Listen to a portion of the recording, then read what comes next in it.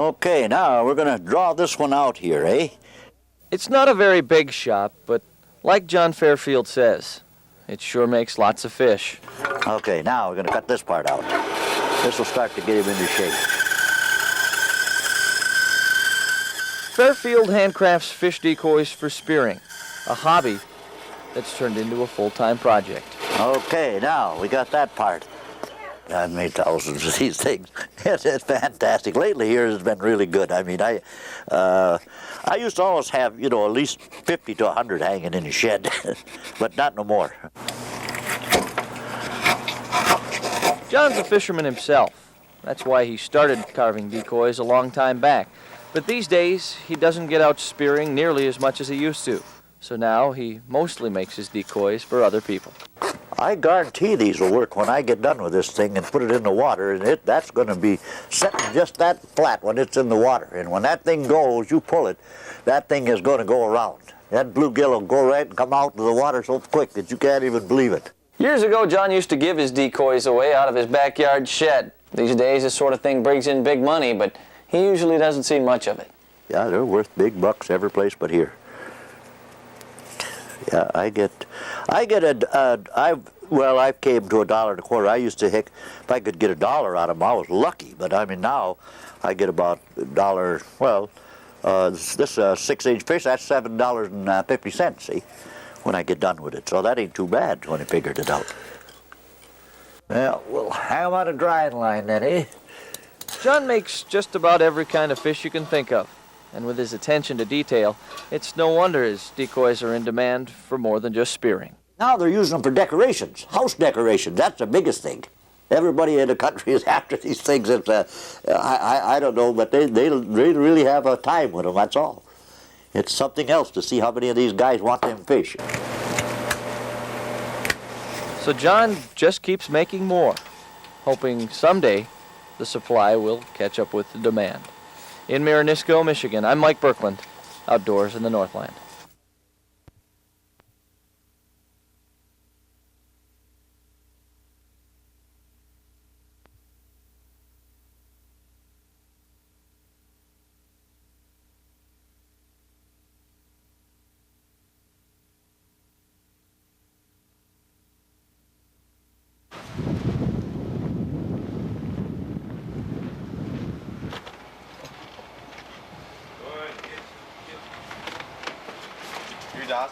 I didn't think they delivered Christmas morning. What do you think now? Well, looks like they're out doing their job, at least. You know, I mean, I don't know. I don't think I would be. I'll tell you that much.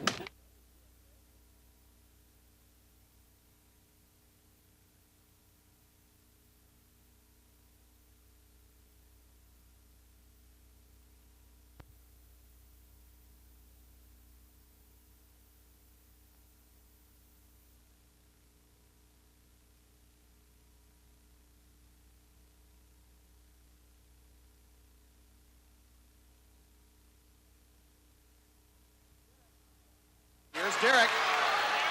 Round one check, still has it. Shot and goal! The UMD Bulldog hockey team knows what a formidable opponent the Wisconsin Badgers team is. Though the Bulldogs swept the series in late November, it was a tough couple of games. The Wisconsin Badgers didn't get to be such good hockey players without hard work. And thanks to a special conditioning test developed by the University of Wisconsin Sports Medicine Center, they've had some extra help. To assess talent and conditioning, these Badger hockey players are taking a computerized bike test. The test uses computer-generated electronic resistance as opposed to the old method of manually loading the pedals with weights. This makes the test more precise, allowing it to measure peak power, highest power, average power, and fatigue. It's interesting, of the teams we've tested, which are numerous, from crew to football to hockey players do the best on this test. They're used to that 30 seconds of agonizing work. The test pleases coaches and trainers who use results to set up specialized training and conditioning programs. Well, the biggest thing about the test, it's not going to tell us how many guys are going to score goals. It's not going to tell me who's going to win games for us. But what it does do is it tells us who's worked hard over the summer, who's in better shape than other people. This bike and its electronic resistance computer program is one of a kind in the nation. Traditionally, coaches and trainers have used field tests such as the 40-yard dash to measure anaerobic power, but with the precision of the computerized bike, researchers hope they can develop new standards for training programs on anaerobic fitness.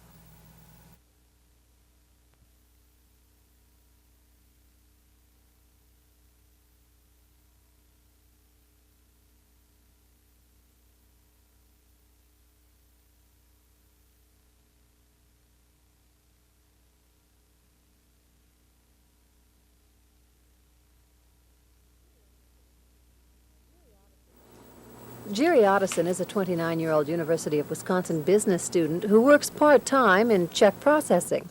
2 years ago, Jerry's world almost came to an end. One morning I woke up and I felt really sick, and I went in and they told me my kidneys were destroyed and scarred and that I would need a transplant. So they put me on dialysis that day. And to this day, they're still not sure how it happened. Jerry received his kidney transplant at the UW hospital. The surgery was performed by Dr. Hans Solinger, who at the time was just beginning to test a new anti-rejection drug called RS61443. Unlike other transplant medications that suppress the entire immune system, RS61443 seems to target only those cells that attach to the transplanted tissue, and the drug works to prevent the narrowing of the small arteries in the transplanted kidney, a hallmark of chronic rejection. We hope this is indeed the first drug which prevents chronic rejection, for which until now no other treatment has been available. For Jerry Otteson, RS61443 is a miracle drug, allowing him a second chance at life. Just this past summer, he went to Los Angeles and competed in the Transplant Olympics. He and his teammates won medals in cycling and the 4x100 relay, something he thinks would never have been possible without his anti-rejection therapy. Every day I think, am I going to have a rejection? Am I going to have a rejection? I was always worried about it, but, it's been 2 years now and everything's worked out fine and I haven't had any problems. The FDA is expected to approve this drug within 2 years. Barbara Riles, News 6.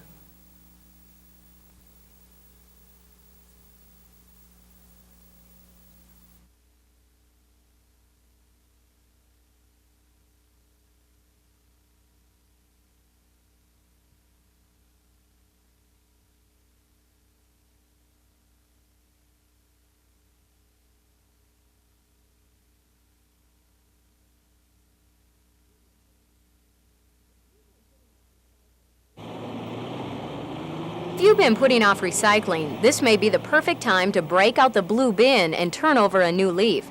Waste management officials have spent the entire year educating Northlanders and preparing them for this Friday. But now the race is on to meet with the mandates, the compliance end of it, and a lot of them are going to see a turnover in how they handle their garbage is the biggest thing. What is recyclable, what's not recyclable, and how to look at separating those two to meet the mandates.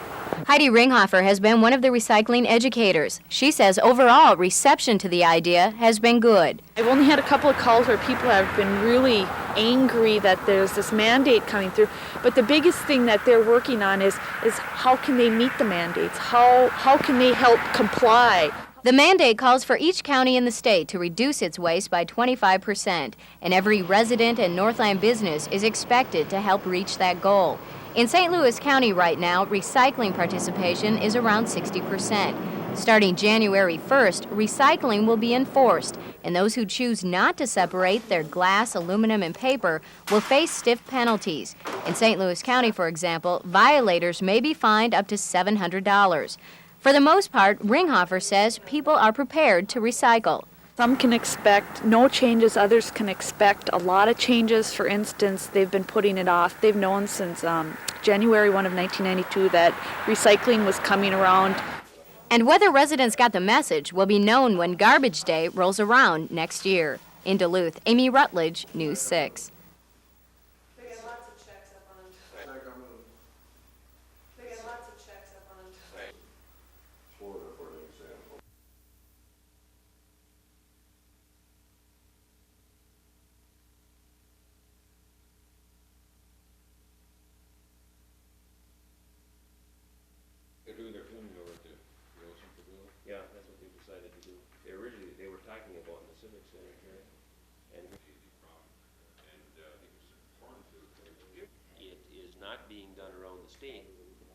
There are areas probably that we can all benefit by this. And because of the fact that the property taxes become more and more burdensome due to the shifts from the federal government to state government down to the local level, there is a real interest not only with elected officials but also amongst the taxpayers themselves.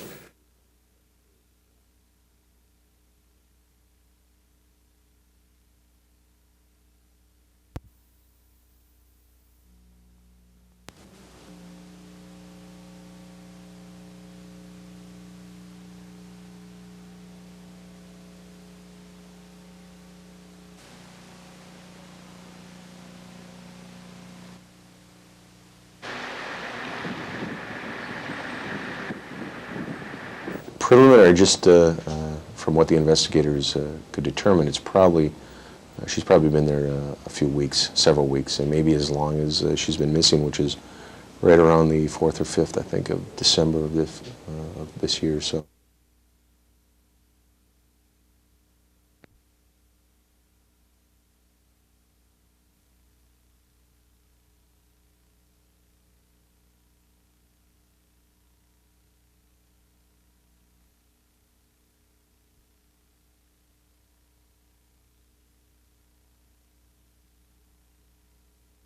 And could you explain that process to me again? What do they need to be taking off of their trees? How should the trees look when they are brought in? Okay, all the trees must have all metal parts removed from them, including tinsel and any other ornaments, anything else. We won't be able to accept the trees because that will really create havoc in our chipper.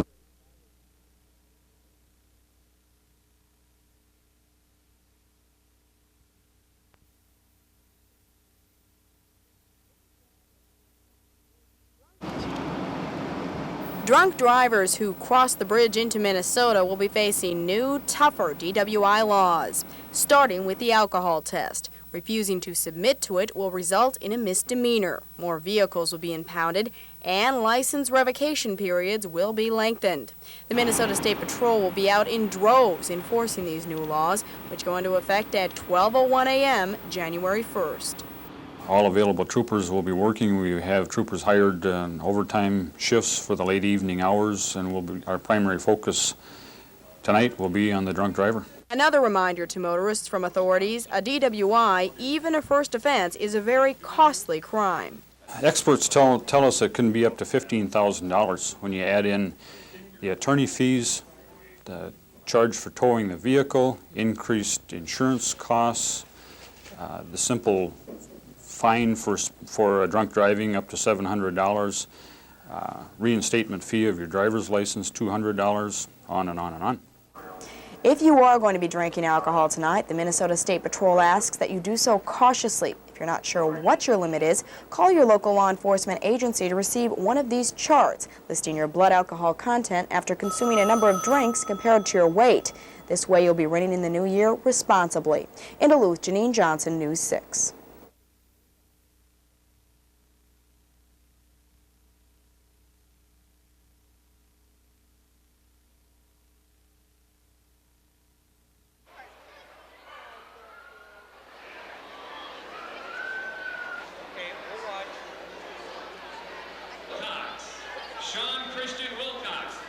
If we start our race at 3 o'clock on a Sunday afternoon, by the time we hit the wilderness trails, most of the snowmobilers will have left for the weekend, and our mushers will have full clear run of the trails all the way up and down the North Shore.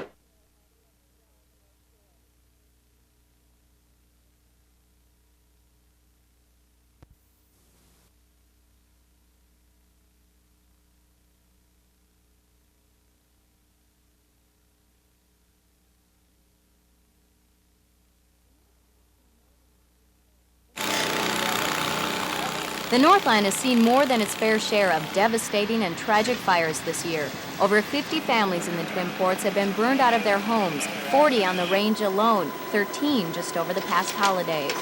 It's just been an extraordinary year, and in the 15 years that I've been here in this job, I've never seen a year where we've had more fires. And that's why the Red Cross is so concerned. After responding to a record number of fires and 2 major disasters in 1992, the Red Cross is now facing a crisis of its own. The agency's $55,000 disaster fund has run out, and meeting the needs of future fire victims looks anything but simple. What's happened to us as a result of all these disasters and the increased number of one-family fires is that we're currently going to reach a point in the next few days where we're not going to have the money to be able to provide the assistance to these people that have been affected by one-family fires. The Red Cross has been hit unusually hard in the past year. The benzene spill and Tower Forest fires last spring took a large and unexpected chunk out of the disaster fund. Unfortunately, the budget shortfall could not have come at a worse time. We have a difficult situation facing us because we've got still a long season ahead of us where typically fires happen a lot in the wintertime. That we are looking at, we know that there will be, unfortunately, more single-family fires occurring out there. The Red Cross plans to ask the public for help, but how will Northlanders respond after being called upon so many times this year? Dan Moshed believes they'll come through. We had a tremendous response for the recent hurricanes, and we believe that people will also want to take care of their neighbors close to home. In Duluth, Amy Rutledge, News 6.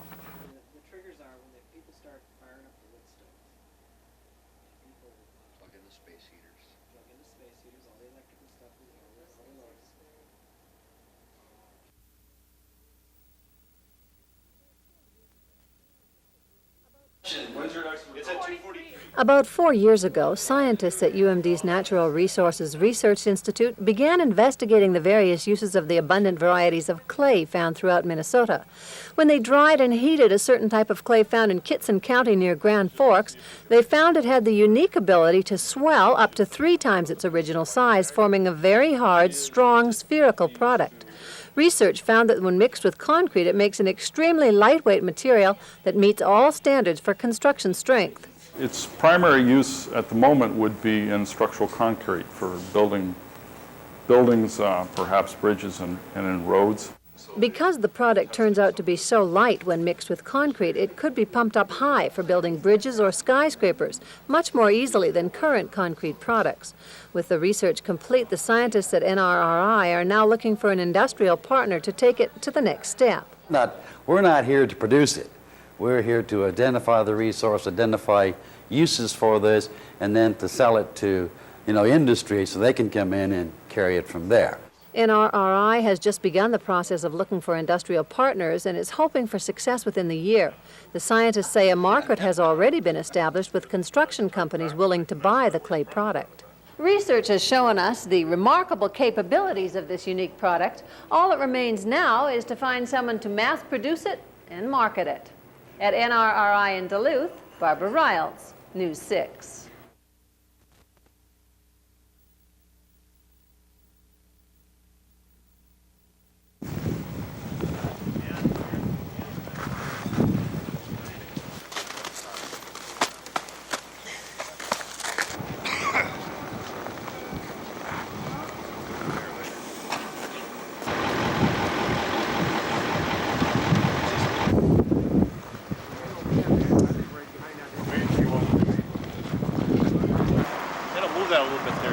I told him, I said, there's a train coming. Well, he progressed to go onto the brake, but we started sliding, and I think when we got closer to the tracks, then he really put down the brakes, and we slid right into the tracks.